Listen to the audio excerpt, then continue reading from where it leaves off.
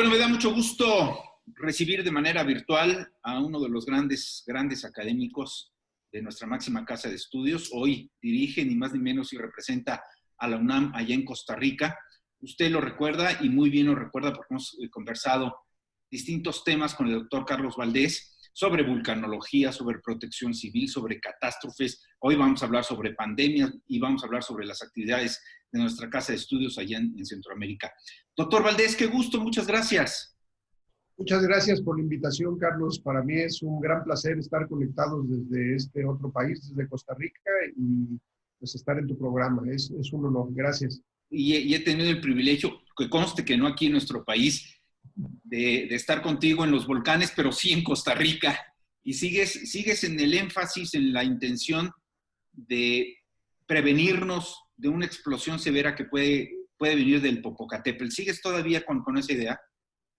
Sí, seguimos perteneciendo, lo hacemos desde lejos, pero estamos todos los días encima literalmente del volcán de manera virtual, y el volcán continúa. El volcán, recordemos que inició aquel 21 de diciembre de 1994, ya llevamos más de 25 años, nos iremos a cumplir ya 26 años, y es un volcán importante, poderoso, y vale la pena poner en contexto a este volcán porque hace apenas unos días, el día 18 de mayo, se cumplieron 40 años de la explosión del volcán Santa Elena en Estados Unidos, en el estado de Washington. Ese es un volcán, aquel era un volcán en donde claramente con unos cuantos meses de anticipación, estamos hablando unos 2-3 meses de anticipación, empezó a mostrar una sismicidad importante y una deformación, que llamamos deformación. Una de las laderas comenzó a abultarse, se empezó a hacer como un globo, y claro, esto estaba creciendo alrededor de 1,5 metros por día. No se necesitaba, ya hay mucha ciencia, si algo está, la ladera de un volcán está creciendo 1,5 metros por día, eventualmente eso se iba a romper. Y así lo hizo aquel 18 de mayo, creando una erupción lateral que destruyó árboles hasta una distancia de 25 kilómetros, que levantó una columna de ceniza, de polvo y de material por entre 35 y 40 kilómetros de altura, y que marcó un cambio en la forma de ver los volcanes, ¿no? Desde esa erupción y después de la del Pinatubo en Filipinas, una gran erupción también, cuando inicia el volcán Popocatépetl, pues hay mucho énfasis en darle un seguimiento. Y eso se hace todos los días, ¿no? Todos los días, varias veces al día, estamos viendo, revisando los datos. Hay mensajes, ahora estas redes de WhatsApp pues permiten darle un seguimiento, y pues no sabemos hacia dónde quiera ir. Esperemos que eventualmente se tranquilice, pero por lo pronto sigue teniendo algún tipo de actividad, sigue siendo un volcán activo, continúa en amarillo fase 2, pero no le quitamos el ojo. Es un volcán muy importante porque alrededor de él, en un radio de unos 110 kilómetros, vivimos como 25, 27 millones de mexicanos. Yo estoy un poquito más alejado, pero yo de corazón estoy ahí. Entonces sí hay que tenerle cuidado. A ver, doctor Valdés, ya pasado el tiempo y el espacio y la distancia y todo esto, y aquí en confianza, pero como uno de los, no uno de los en plural, como el más reconocido director de la CENAPRED que ha sido, ¿alguna vez presionaste al gobierno federal para que cambiara el tono de amarillo a rojo al semáforo volcánico? Sí, nos ha tocado como miembros del comité. Hemos tenido más de 120 reuniones en este comité científico asesor integrado por una cantidad de colegas, principalmente del Instituto de Geofísica, y en varias ocasiones lo que hace el comité es dar una sugerencia a través de ver los síntomas que manifiesta el volcán, de que la actividad es importante, y quien la autoridad, en ese caso la autoridad del gobierno federal, es quien decide si suben o no el semáforo. Y en varias ocasiones se subió y se logró, no se logró, sino llegó hasta la fase en color rojo, la fase 1 en color rojo, que implicaba evacuación de zonas cercanas. Si recordamos un poco, ahí estaríamos hablando del 21 de diciembre del año 2000. acababa de entrar un nuevo gobierno en aquel entonces y el volcán había tenido una actividad sísmica importante a través le llamamos tremores armónicos, que es una manifestación clara de ascenso de material magmático al cráter. Generó y ha generado el domo más grande que hemos visto en aquel entonces. Entonces se esperaba una explosión importante, la cual se dio ese día, el 18 de diciembre. La población estaba evacuada, se había pedido inicialmente que Puebla, después los otros estados circundantes, Morelos y el Estado de México, lo hicieron. Este es algo que curiosamente nos trae al presente. Una de las cosas importantes cuando finalmente se accede a subir el nivel y nos vamos a un nivel más alto, en este caso como el rojo, es cuáles son las características para volver a regresar el semáforo a un nivel inferior. Son a veces más complicadas que el subirlo. Los síntomas para subirlo son muy fáciles, pero el regreso, cuando ya involucra uno a la población, es muy complicado. Y lo menciono por lo que estamos viviendo, ¿no? Ante la epidemia que se presenta en todos lados del mundo y en México, pues comienza la gente a decir, es que ya vemos que las cosas están muy tranquilas, deberíamos ya de regresar, en el caso de México, a tomar nuestras tareas de carácter rutinario, y tiene que ser uno extremadamente cauteloso, ¿no? Se evalúan una gran cantidad de parámetros para decidirlo. No meteremos, no es mi área la parte de la salud, aunque sí las epidemias y los riesgos toxicológicos y epidemiológicos sí estaban considerados en potenciales desastres, pero eso para que vea la gente que los criterios para regresar a un estado de tranquilidad no son fáciles. Todo el mundo quiere ya continuar con lo que hemos hecho. Es lo mismo en los volcanes, la gente dice, yo quiero ir a atender mi pedazo de tierra, quiero seguir con mis sembradíos, quiero seguir con mis animales, quiero seguir con mis labores en la fábrica, en el campo, y tiene que uno ser muy claro y evitar que permita que se regresen y que después, por ejemplo, el caso del volcán tenga una erupción, o que en el caso que estamos viendo ahora en la pandemia haya un rebrote de esta enfermedad del COVID-19. A ver, vamos a hacer una pausa. Esto está muy interesante porque Costa Rica evidentemente no tiene la extensión de territorio que representa la República Mexicana. No tiene los medios de comunicación, ni de transporte, ni de movilidad que tiene la República Mexicana. Es más, no cuentan ni con ejército. Vamos a hacer una pausa y regreso con el doctor Valdés para que nos platique cómo entonces pueden operar los protocolos, las restricciones sanitarias, cuando la sociedad está tan, permítame decirlo, incomunicada, pero al mismo tiempo tan libre, sin estos ejercicios ni militares ni policíacos de control. Esto va en serio, volvemos.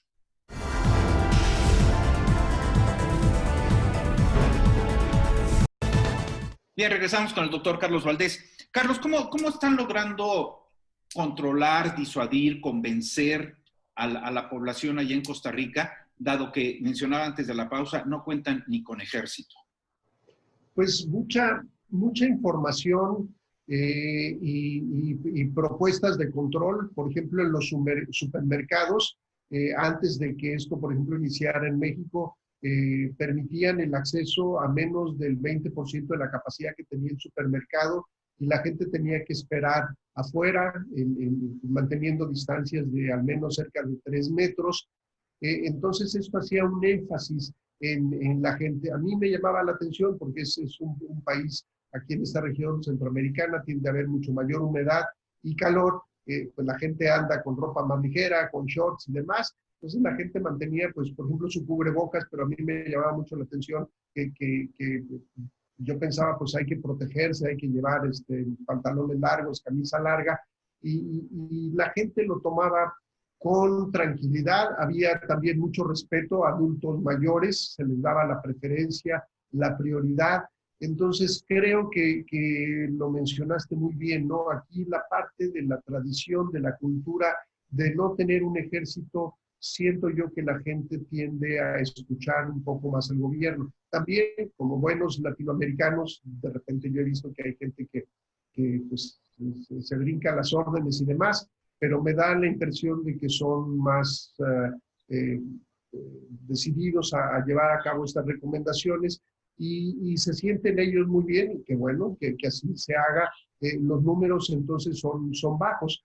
En las fronteras las cosas no son tan agradables, porque si volteamos a ver a Panamá, que es el país en la frontera sur, ellos tienen, por ejemplo, 9.726 casos confirmados de COVID y 279 muertes. Y hacia la parte de Nicaragua, un poco más complicado por las cifras ahí, pero hablan de 254 confirmados y 17 muertes. Pero son muy estrictos, entra mucha mercancía por la parte de la frontera norte, por Nicaragua, y a cada uno de los choferes que viene ingresando le hacen la prueba del COVID y tiene que esperarse hasta los resultados. Y hablaban hace 2 días de que de 60 choferes a los que les habían hecho la prueba, cerca de 40 habían resultado positivos. Entonces ahí le decían, pues tu mercancía, tú no entras, ¿no? Decides si la mercancía, alguien más se lleva tu tráiler, lo remolcan. Entonces tienen un control muy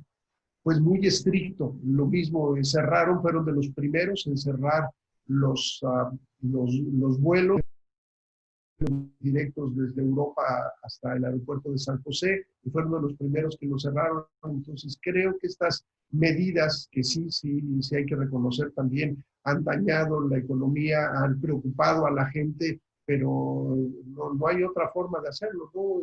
El balance es un poco complicado, lo mismo creo que se ve y se piensa en México. ¿En qué punto me quedo, no? ¿En qué punto abro la economía para evitar que la gente pues ya no tenga que comer, pero también en qué punto evito que haya un contacto, ¿no? Son decisiones muy complicadas, y la reflexión ahí sería que nosotros debimos de habernos prevenido, ¿no? Yo hablo en este aspecto de la parte más como investigador.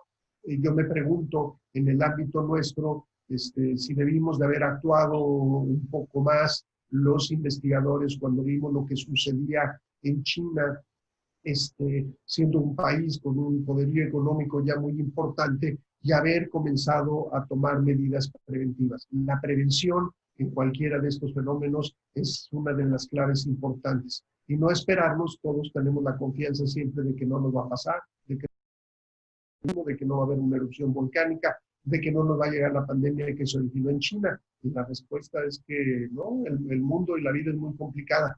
Entonces, si hubiéramos actuado, yo sé que la palabra hubiera está prohibida, pero es un tema de reflexión, ¿no? Ahora mismo estamos viendo y hablando, ¿no? Un poco ya más en el área mía, en la parte sísmica, es qué debemos de hacer, y de eso se hicieron varios documentos sobre qué se debería de hacer y actuar en el caso de que durante la acción de la pandemia en México ocurriera un sismo, no lo querramos, como los del 2017 o los de 1985, ¿cómo actuaríamos, no? De ahí llamaba la reflexión. Tendríamos que tener hospitales que tendrían el énfasis en aspectos de trauma para atender heridos, pero no podrían ser los hospitales COVID, no podríamos mezclar, y tendrían que ser ambulancias diferentes. ¿Cómo se haría el rescate? Todo esto traerlo a la colación para hacer una evaluación y tener un protocolo. Y de aquí la respuesta es, eventualmente seguiremos teniendo los fenómenos de origen geológico y debemos de estar prevenidos y preparados. En ese sentido, ¿qué aportación está haciendo nuestra máxima casa de estudios, la UNAM, allá en Costa Rica? Nosotros desde Costa Rica nos integramos a algunos de los grupos de trabajo que se organizaron en el área en donde está mi instituto en México, que es el Instituto de Geofísica, bajo la coordinación de la investigación científica, y hubo varios grupos que hacían modelado de estas curvas, y otros, mi área, como tiene que ver con riesgo, con vulnerabilidad, en uno de los grupos trabajamos un índice de vulnerabilidad ante el COVID, y se sacó un documento y lo presentó el doctor Manuel Suárez, el director del Instituto de Geografía. Es un índice, es una plataforma a la que puede uno acceder a través de su instituto, en donde podemos ver cuál es el grado por municipio de vulnerabilidad. ¿Qué quiere decir aquí la vulnerabilidad? No significa que le va a dar el COVID, significa que si el municipio tiene un alto índice de vulnerabilidad por cuestiones de salud, principalmente por la parte de comorbilidad, por cuestiones socioeconómicas y por cuestiones demográficas, la presencia del COVID tendría una actuación crítica o casi técnicamente desastrosa. Entonces, la idea de este atlas era para que las autoridades a nivel municipal pues tuvieran una herramienta para actuar y decir, no, pues aquí, ¿qué es lo que observamos con varios de estos análisis? Que hay municipios, sobre todo en las zonas rurales, en donde prevalece en los adultos mayores de 60 años. ¿Por qué? Porque muchos de los jóvenes ahí se van como migrantes a Estados Unidos y entonces la población es una población adulta y está en mayor riesgo de que pueda ser afectada. Entonces, este tipo de herramientas que tiene que ver, ahí cambiamos el tema de trabajo, que sería sismos o sería actividad eruptiva, por la presencia del COVID-19.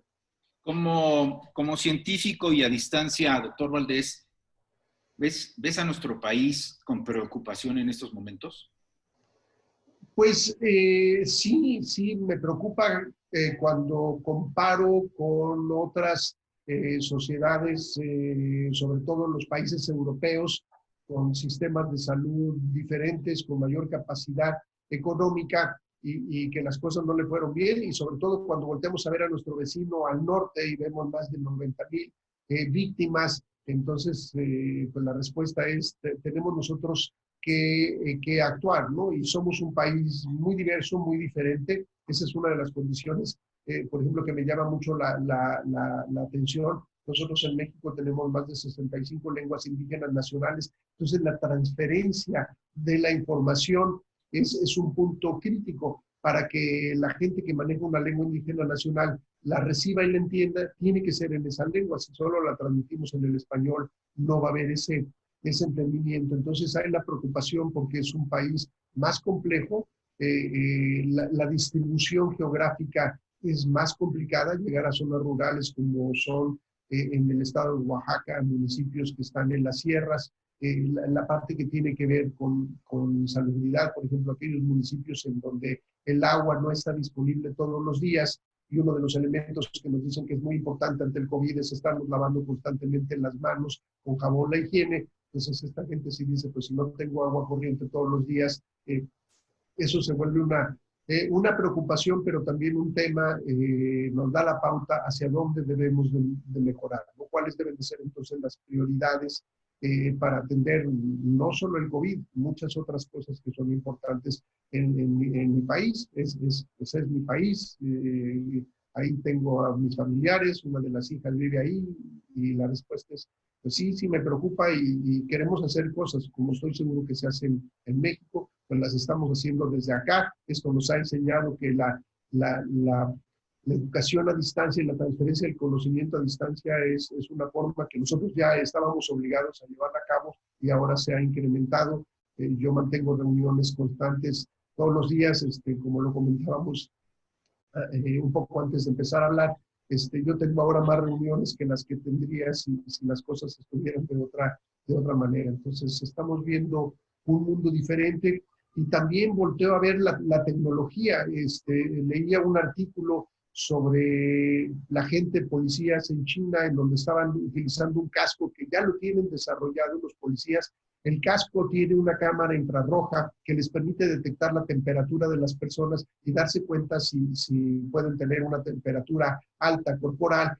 Y además la cámara también tiene integrada y está comunicada con el sistema G5 de telecomunicaciones y pueden tener un programa de reconocimiento facial. Entonces pueden reconocer a esa persona y les aparece en la propia pantalla de su casco toda la información sobre la persona que están viendo.